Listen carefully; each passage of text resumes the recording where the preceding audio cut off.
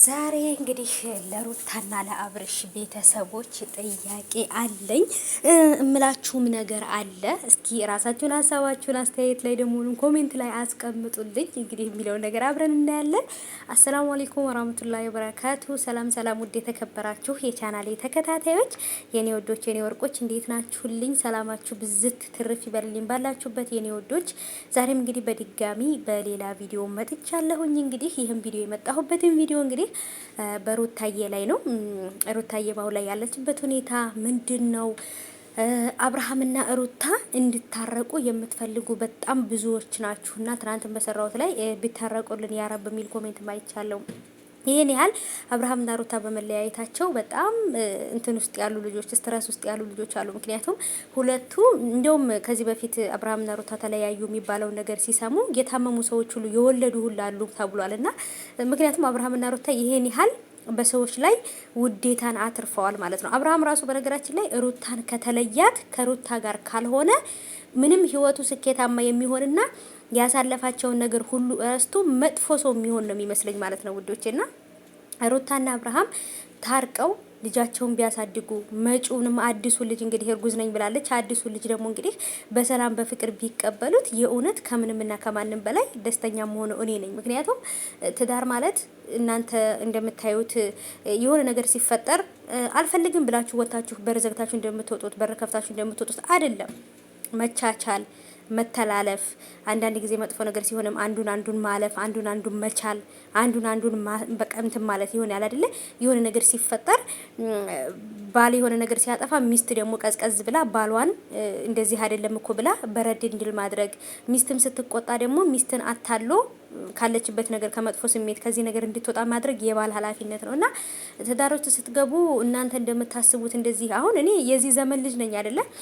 ግን ደግሞ ትዳር ገብቼበትም ሳልገባበትም በደንብ የማውቀው ነገር ነው። ምክንያቱም ካሁኑ ነገሮችን አውቄው ካሁኑ ነገሮችን አስቤበት ከገባሁበት በኋላ ላይ ለኔ ከባድ አይሆንብኝም ማለት ነው። ገባችሁ አይደል የኔ ወዶች? እና አንዳንድ ጊዜ ነገሮችን በደንብ አድርገን እያሰብንበት እንሄድ።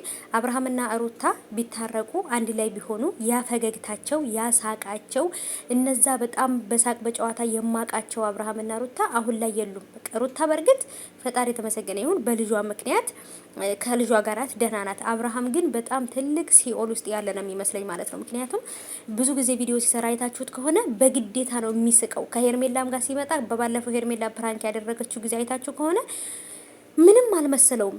እሷ እንዴት እኔ ከወንድ ጋር አይተኸኝ እንዴት መጥፎ ስሜት አልተሰማህም እንዴት አልቀናህም ብላ ሌላ ነገር እንዳታመጣበት ብሎ ነው እንጂ ማለት ነው። ልጁንም መደብደብ አልፈለገም።